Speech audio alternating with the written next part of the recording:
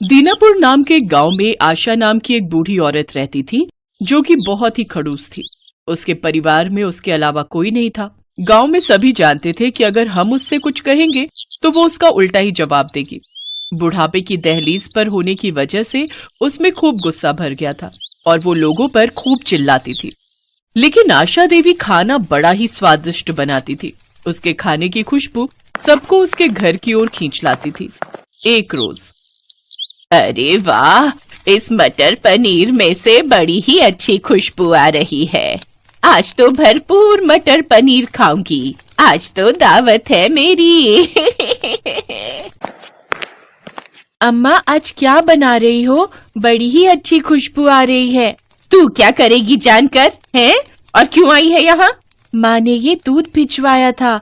उनके हाथ से आपका दूध गिर गया था ना। अच्छा ठीक है, चल जा अब यहाँ से। रेनू वहां से चली गई।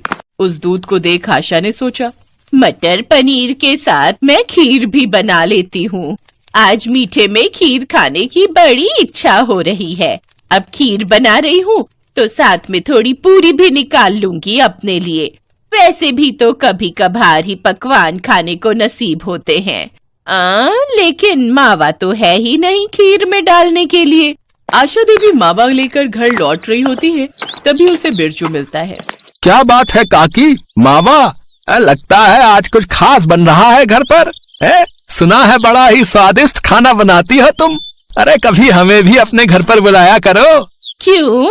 वो अपनी लुगाई को जाकर बोल, मैंने क्या तेरा कर्जा लिया है जो तुझे बनाकर खिलाऊं? हाँ? कुछ देर बाद आशा देवी घर पहुंचती है और खीर में मावा डालती है, जिससे उसके घर से खूब अच्छी अच्छी खुशबू आने लगती है। वो खुशबू सूंघकर उसकी पड़ोसने किसी न किसी बहाने से उसके घर आती हैं, लेकिन आशा देवी बिना किसी को कुछ दिए ही वहां से भगा देती है। जब सारा खाना पककर तैयार हो जाता है तो वो अपने लिए थाली में पकवान डालती है और खाने के लिए बैठती है। लेकिन तभी उसे याद आता है, हे राम, इतनी बड़ी गलती मुझसे कैसे हो गई? भला मैं राम जी को भोग लगाना कैसे भूल गई? राम राम राम राम, मैं अभी भगवान को भोग लगा कर आती हूँ। आशा देवी जब भी कुछ अच्छा बनाती तो भगवान को उसका भोग लगाने मंदिर जरूर जाती। उस रोज भी वो एक थाली में भोग निकालकर मंदिर चढ़ाने ले गई। क्या बात है काकी, आज क्या भोग लगाने आई हो भगवान को? आज पकवान बने हैं तो सोचा भगवान को भोग लगा दूं। भगवान के साथ साथ कभी ब्राह्मण को भी भोजन करवा दिया करो। तुम तो रहने ही दो पंडित, तुम्हारी जीभ कितनी चटोरी है, ये सब हम अच्छे से जानते हैं।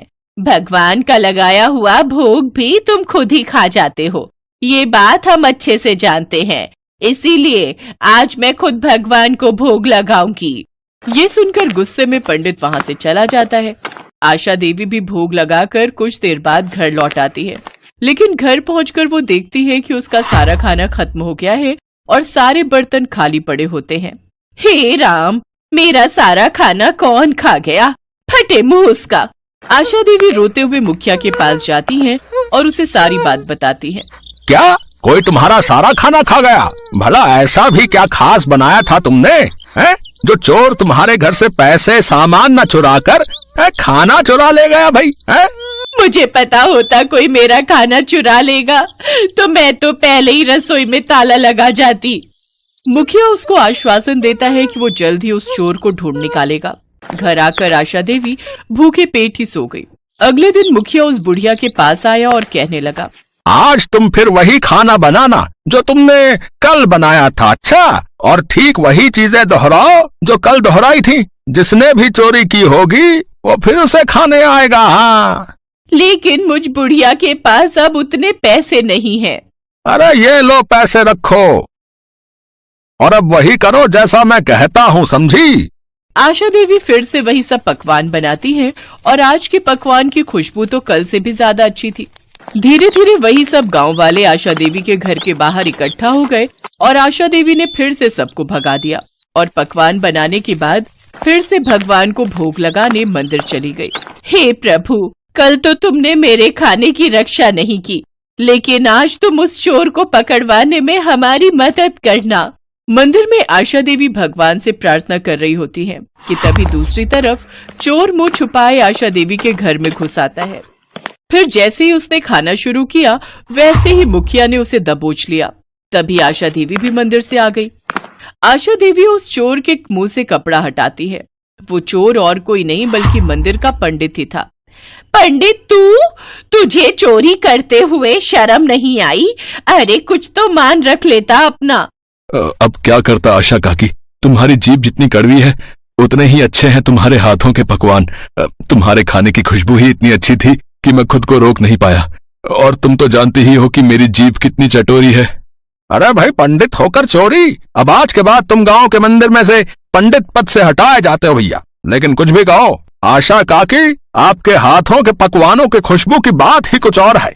ऐसी बात है तो बैठो मुखिया जी, मैं अभी परोसती हूँ पकवान। उस दिन आशा देवी के हाथ का खाना खाकर मुखिया भी हैरान रह गया। लाजवाब, क्या स्वाद है काकी। अब समझ आया क्यों गांव वाले तुम्हारे हाथों के पकवान खाने के लिए तरसते थे। काकी, मैं चाहता हूं कि तुम इस गांव में ढाबा खोलो जिसमें तरह तरह के पकवान बनाकर बेचो। इस तरह तुम्हारी कमाई भी हो जाएगी, साथ ही गांव के लोगों को तुम्हारे हाथ का बढ़िया पकवान भी खाने को मिल जाएगा। लेकिन मेरे पास इतने पैसे कहाँ हैं मुखिया जी? उसकी चिंता आप मत करो। अरे ढाबा खोल कर देने की जिम्मेदारी मेरी, बाकी उसमें स्वादिष्ट खाना बनाने की जिम्मेदारी तुम्हारी। इसके बाद गांव में गरीब बुढ़िया की रसोई के नाम से एक ढाबा खुलता है जिसमें वो गरीब बुढ़िया स्वादिष्ट खाना बनाकर बेचती है।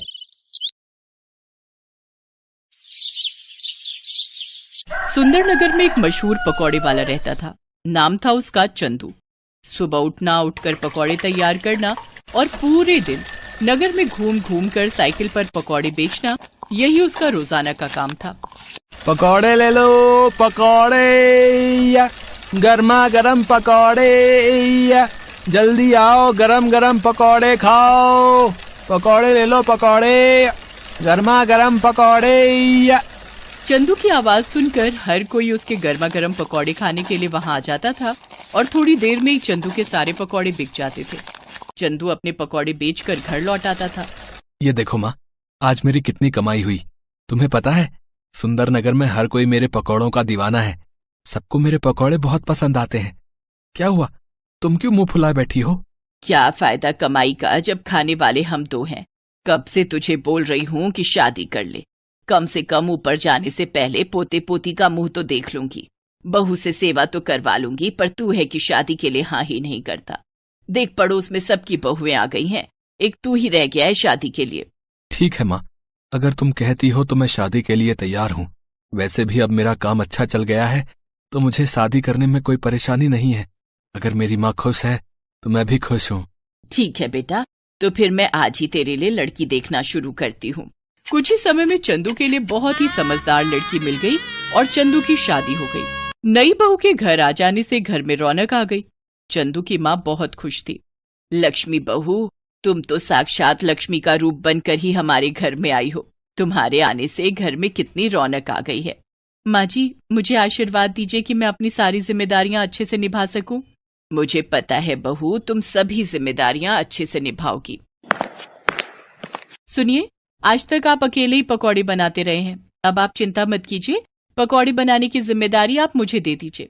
अब मैं पकौड़े बनाकर दिया करूंगी, आप बेचने जाया करना। इससे आपको अपने लिए भी समय मिलेगा। कितनी अच्छी है मेरी बहू, मेरा और चंदू का कितना ख्याल है इसे। उस दिन से लक्ष्मी पकौड़े बनाने में चंदू की मदद करने लगी। चंदू का काम आसान हो गया। अब वो सुबह जल्दी ही पकौड़े बेचने के लिए निकल जाता था और शाम तक अच्छी कमाई करके घर लौटता था। पर पिछले कुछ दिन से चंदू परेशान था। जब उसकी पत्नी ने उस परेशानी का कारण पूछा तो उसे बताना ही पड़ा। क्या हुआ जी? मैं देख रही हूँ आप कुछ दिनों से परेशान हैं। मुझे बताइए कि क्या हुआ है। हाँ चंदू बेटा, मैं भी तुझे कई दिनों से परेशान देख रही हूँ। क्या बात है? पता नहीं, कुछ दिनों से मैं जब पकौड़े बेचने के लिए निकलता हूँ तो मेरा टोकरा भरा हुआ होता है, पर बाजार तक पहुँचने में मुझे ऐसा महसूस होता है कि मेरे टोकरे में से कुछ पकौड़े गायब हैं। पकौड़े गायब हैं? पर बेटा, आज तक ऐसा कभी नहीं हुआ। कोई बात नहीं, मैं कुछ ज्यादा पकौड़े ही बना दूंगी। कई बार पता नहीं चलता, हो सकता है आपके मन का वहम हो। हाँ, ये भी हो सकता है मेरे मन का वहम हो। कल मैं थोड़े ज्यादा पकौड़े ले जाऊंगा। अगले दिन चंदू थोड़े ज्यादा पकौड़े लेकर जाता है, पर उस दिन भी चंदू देखता है कि पकौड़े थोड़े कम हैं। वो घर आकर ये बात लक्ष्मी और अपनी माँ को बताता है। अरे मेरे बच्चे को पता नहीं किसकी नजर लग गई है। कोई भूत प्रेत पकौड़े चुरा कर भाग रहा है क्या? मुझे तो दाल में कुछ काला दिखाई देता है। अच्छा एक बात बताओ, जब तुम पकौड़े बेचने के लिए जाते हो, क्या कहीं कुछ देर के लिए रुकते हो? मैं जब पकौड़े बेचने जाता हूँ तो रास्ते में बस मैं पानी पीने के लिए नदी किनारे रुकता हूँ। बस, मैं सारी बात समझ गई। अब तुम देखते जाओ मैं क्या करती हूँ। कल के बाद तुम्हारी ये समस्या हमेशा के लिए दूर हो जाएगी। तुम ऐसा क्या करने वाली हो? बस देखते जाओ, जैसे जैसे मैं कहूँ तुम वैसे ही करना। लक्ष्मी बहुत ही समझदार थी। अगले दिन जब चंदू पकौड़े बेचने के लिए निकला तो वो नदी के पास पानी पीने के लिए रुका और फिर से अपने पकौड़े बेचने के लिए चला गया। चंदू पकौड़े बेचकर घर आ गया। अब तुम नगर के राजा के पास जाओ और अपनी ये समस्या उन्हें बताना। चंदू नगर के राजा के पास गया और पकौड़े चोरी होने की बात कही, और आज उसने जो किया वो बात भी उसने राजा के कानों में डाल दी। तुम्हें न्याय जरूर मिलेगा। चोरों को जल्दी ही पकड़ा जाएगा। नगर में ढिंढोरा पिटवा दिया जाए। चंदू खुशी खुशी घर आ जाता है। नगर में ढिंढोरा पिटवा दिया जाता है। अब बारी थी असली चोरों को पकड़ने की। क्या तुम्हें लगता है लक्ष्मी अब चोर पकड़े जाएंगे? बिल्कुल पकड़े जाएंगे। मैंने तरकीब ही ऐसी लड़ाई है। चोर तो ये भी नहीं जानते कि उस दिन तुम पकौड़े बेचने बाजार गए ही नहीं। मैंने सिर्फ उन चोरों को पकड़ने के लिए वो पकौड़े तैयार किए थे। उन चोरों के हाथ पर गोंद लगे हुए पकौड़े अच्छे से चिपक गए होंगे। मैंने ऐसा गोंद तैयार किया था जो छुड़ाए नहीं छूट सकता। चोर तो अपने हाथों में पकौड़े चिपके हुए देखकर परेशान हो रहे होंगे, पर राजा जी द्वारा जो खबर उन्हें मिलने वाली है उससे वो बहुत खुश हो जाएंगे। लक्ष्मी ने पकौड़ों पर चिपचिपा गोंद लगा दिया था, जिससे पकौड़े उन चोरों के हाथ पर चिपक जाएं जो चंदू के पकौड़े चुराते थे। राजा द्वारा नगर में ढिंढोरा पिटवा दिया जाता है। सुनो सुनो, ध्यान से सुनो। राजा वीरभान ने कल रात को एक सपना देखा था, जिसमें उन्होंने कुछ ऐसे लोग देखे थे जिनके हाथ में पकौड़े चिपके हुए थे। राजा वीरभान ने सपने की बात राजगुरु से कही है। राजगुरु का कहना है यदि सच में ऐसे लोग मिल जाएं तो राजा वीरभान के लिए बहुत ही शुभ है। इसीलिए राजा वीरभान ऐसे लोगों की तलाश कर रहे हैं जिनके हाथ में सचमुच पकौड़े चिपके हुए हों। क्या हमारे राज्य में ऐसा कोई है जो ये इनाम पाना चाहता है तो वो राजा वीरभान के पास जा सकता है। जो भी ऐसा चमत्कारी व्यक्ति राजा वीरभान से मिलेगा उन्हें राजा वीरभान की तरफ से 1000 स्वर्ण मुद्राएं इनाम में दी जाएंगी। अरे भाई, ये तो सोने पे सुहागा हो गया। हमारे हाथों में तो सचमुच पकौड़े चिपके हुए हैं। चल यार, जल्दी से राजा वीरभान के पास चलते हैं। पता लगे कोई और पहले पहुंच जाए। गांव के बहुत से लोग उस चंदू से पकौड़े खरीद कर खाते हैं। हो सकता है गांव में और भी लोगों के हाथों में पकौड़े चिपके हों। ये इनाम हमारे हाथ से नहीं जाना चाहिए। तू ठीक कह रहा है यार जग्गू, चल हम जल्दी से राज दरबार चलते हैं। अरे वाह, ये तो कोई जादुई पकौड़े थे जो हमारे हाथों में चिपक गए, और राजा वीरभान को सपना भी इसी का आया। अब तो हम माला माल हो जाएंगे। लक्ष्मी की तरकीब काम कर गई और चोर पकड़े गए। राजा के दरबार में जब जग्गू और रघु नाम के 2 चोर पहुंचे तो सारी सच्चाई सबके सामने आ गई। इन दोनों चोरों को पकड़कर कारागार में डाल दिया जाए ताकि ऐसे चोर दोबारा राज्य में चोरी ना कर सकें। लक्ष्मी, तुम बहुत समझदार हो। हमारे राज्य में तुम जैसी समझदार प्रजा का होना बहुत जरूरी है। उपहार स्वरूप ये 1000 स्वर्ण मुद्राएं हम तुम्हें देते हैं। ये तुम्हारी समझदारी का इनाम है। लक्ष्मी अपने पति चंदू के साथ इनाम लेकर खुशी खुशी घर लौट आती है। मैंने तो पहले ही कहा था, हमारी बहू अपने नाम के साथ साथ सचमुच लक्ष्मी का रूप बनकर घर में आई है। जीते रहो मेरे